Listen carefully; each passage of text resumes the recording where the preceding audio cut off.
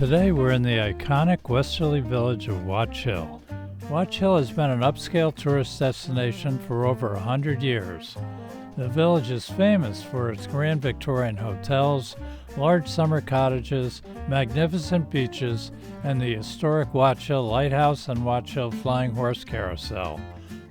Olga Goff grew up in post-World War II Watch Hill at the Mesquamaket Inn, which her family owned.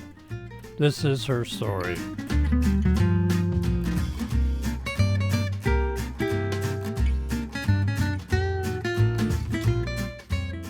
Good morning, everybody. Tom Galuscio here, president of the Westerly Historical Society, with our continued program called Reflections, an oral history project sponsored by the Westerly Historical Society.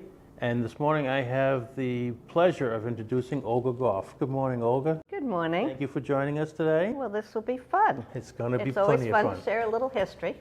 Good. So, Olga, tell us about how you came to be. I came to be, first off, my grandfather came from Italy in 1901 from a small town between Milan and Lake Como.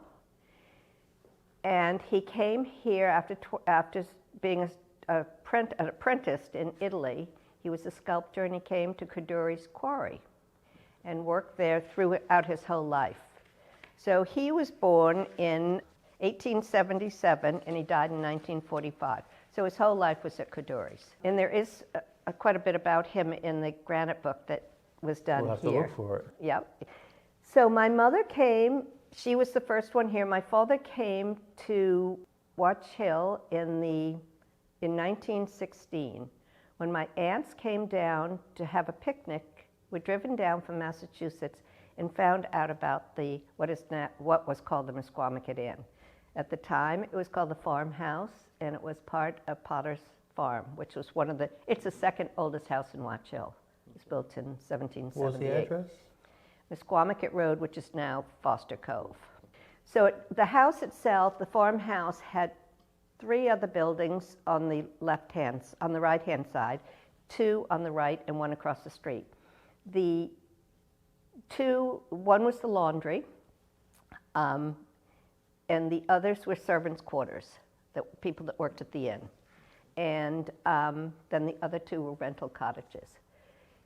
Well, there was only one, because they then they had the first Sears and Roebuck's prefab house. It's called Cherry Lodge, and it's very well known in Watch Hill. Everybody loves Cherry Lodge. And so they ran it until the 30s, and as a small inn, and the same people would come back year after year and spend practically the whole summer. We had some very interesting guests come, and actually there was an article not long ago about a man in the Westerly Sun, and his name was John Hernan Rhodes. I'm not familiar.